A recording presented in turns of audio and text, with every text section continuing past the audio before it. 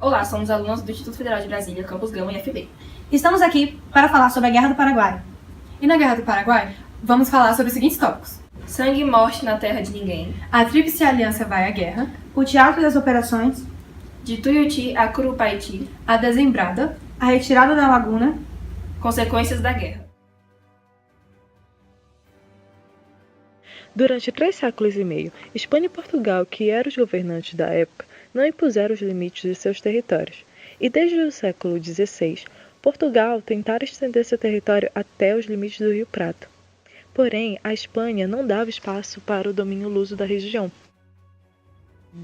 Depois de mais ou menos um século e meio, a crise instalada atingiu o auge quando as tropas luso-brasileiras invadiram a banda oriental, que é a atual Uruguai, declarando guerra e que ficou conhecida como Guerra Cisplatina, que durou 5 anos, entre 1811 e 1816.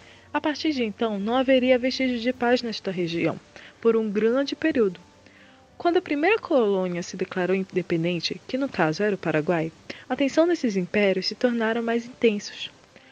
Logo após, a Argentina também se declara independente, em 9 de julho de 1816, e 6 anos depois da independência brasileira, Argentina e Brasil reconhecem por meio de um documento a independência do Uruguai, que estrategicamente estava localizado entre essas duas nações e que tinha acesso ao Rio Prata, por onde estabeleceram seus comércios e era uma grande causadora de conflitos geopolíticos.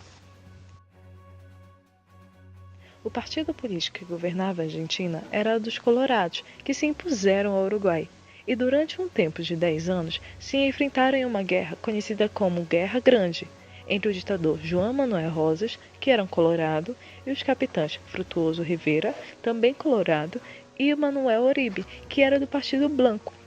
Durante esse tempo, nenhum país europeu e nem o Brasil entrou com intervenção, por mais que a guerra comovesse o mundo todo. Autorizado pelo imperador Dom Pedro II, o presidente da província do Rio Grande do Sul, Conde de Caxias, adentrou em Uruguai, comandando um exército de 16 mil homens para retirar o caudilho Manuel Oribe, o que foi bem sucedido. Após a conquista, Conde de Caxias selou um acordo, tramando com o general argentino Urquiza a derrubada de João Manuel Rosas, o que também foi conquistada no ano de 1852, que foi conhecida como Guerra contra Oribe e Rosas. Na década de 1860, mais precisamente em 1863, o Brasil e a Argentina se uniram para incentivar a rebelião de um general uruguaiano, Venâncio Flores, que era do Partido dos Colorados, contra o governo constitucional Blanco. Porém, o novo ditador do Paraguai, Francisco Solano Lopes, se sentiu prejudicado com a nova aliança entre Argentina e Brasil. E com toda a sua intenção de tomar a posse da região do Rio do Prata e fazer seu país crescer economicamente, decidiu intervir de maneira cobiçosa nas tomadas de decisões das duas nações.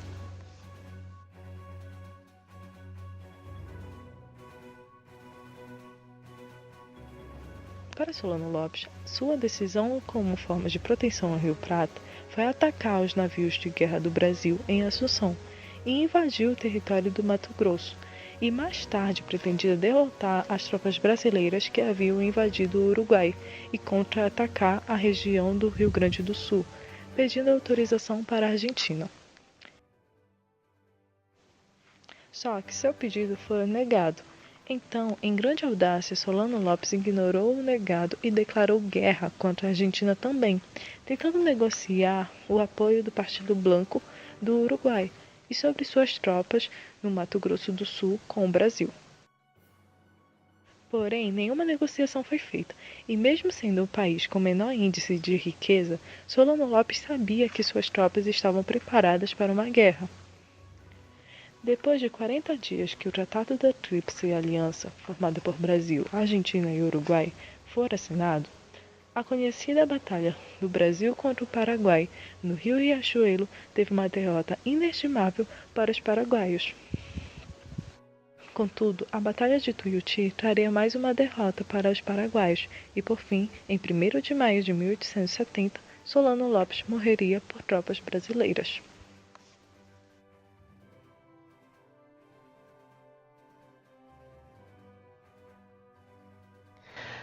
Então, agora falaremos sobre o Teatro das Operações.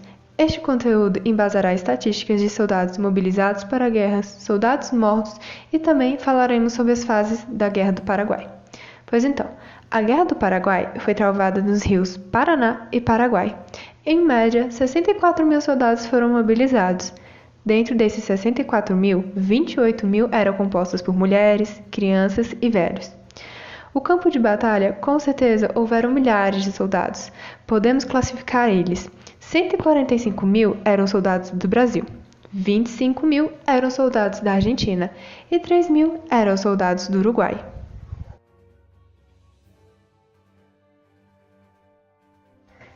Diversos soldados morrem em guerras devido aos confrontos sangrentos. Porém, nesta guerra não houveram apenas mortos pelos confrontos. Houveram mortos pelas cóleras, febres, doenças e até mesmo a fome. Agora darei estatística de alguns soldados, dentro de porcentos e dentro de mil, que foram mortos. E como foram mortos? Agora, 95% dos soldados paraguaios morreram em combates ou doenças, sendo que 45 mil sucumbiram ao conflito. Entre Tuiuti e Curupaiti, cerca de 33 mil perderam a vida. Soldados da Tríplice Aliança, que eram compostos por 60 mil, dentre esses 60 mil, 7 mil foram mortos por cóleras ou febre. A guerra pode ser dividida entre 4 fases. A primeira fase, o ataque paraguaiano, sendo composto por a invasão de Mato Grosso, B, a invasão da província de Corrientes na Argentina e C, tomada de Uruguaiana no Rio Grande do Sul. Segunda fase, a reação dos aliados. Nela, ocorre a formação da Tríplice Aliança, a Batalha do Riachuelo e a invasão do Paraguai. Terceira fase, o Comando de Caxias. Nele ocorrem a retirada da Laguna, a tomada da fortaleza de Humaitá e a Desembrada. A quarta fase, sob o comando de Conde Deu, ocorre a Campanha do Cordilheiras e perseguições e mortes de Solano Lopes. O combate final desta guerra se deu no dia 1 de março de 1870, na região do norte do Paraguai.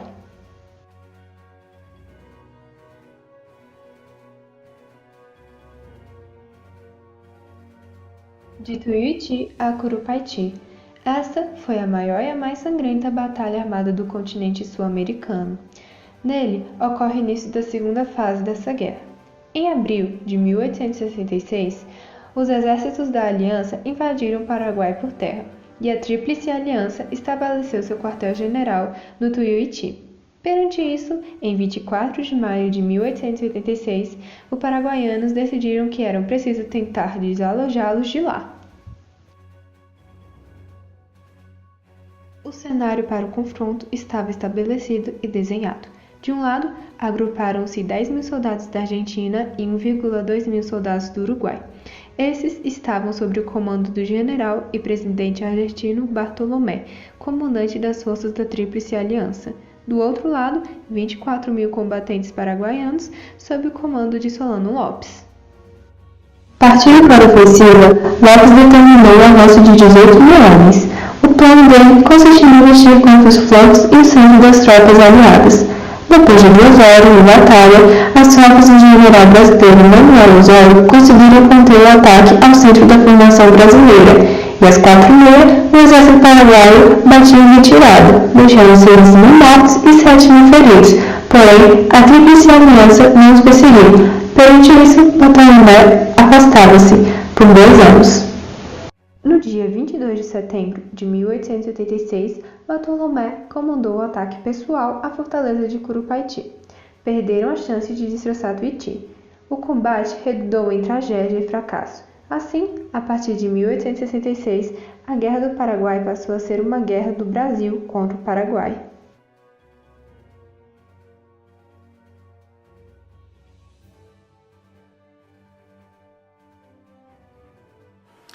A Guerra do Paraguai foi um grande negócio, mas não necessariamente para o Paraguai, onde perdeu mais da metade da população masculina. Foram aproximadamente 90 mil mortos, sobraram apenas os mais velhos, mulheres e crianças. A guerra também não foi um bom negócio para o Brasil. Além de perder muitos homens, o país adquiriu uma enorme dívida por conta da guerra. A guerra também não foi um bom negócio para os milhares de escravos libertos, onde as piores tarefas de batalha eram entregues a eles, e nem para os milhares de indígenas de várias nações que são descendentes das tribos que tinham sido escravizados pelos bandeirantes paulistas. A guerra também não foi um bom negócio para a Argentina, nem para o Uruguai. A Argentina não conseguiu tomar posse de alguma parte do território paraguaio e se endividou com os ingleses. Já o Uruguai, que não adquiriu muitas dívidas, perdeu mais de 1.000 homens e não levou nada na partilha territorial que se seguiu no fim do conflito. O financiamento que os bancos britânicos fizeram para os exércitos da Tríplice Aliança fez com que surgisse uma nova interpretação para a Guerra do Paraguai, onde o conflito, incentivado pela Inglaterra, teve o objetivo de não só endividar o Brasil e a Argentina, como também sufocar o modelo econômico paraguaio. Apesar do Paraguai buscar fórmulas diferentes de desenvolvimento, o país não só negociava frequentemente com a Inglaterra, como estava longe de ser um paraíso democrático. A guerra ainda acabou sendo um bom negócio para os militares brasileiros, que saíram dela fortalecidos e preparados para conspirar contra o Império. Como o Barão de Mauá havia dito, a maldita guerra será a ruína do vencedor e a destruição do vencido. Foi uma guerra trágica e sórdida, como todas as outras.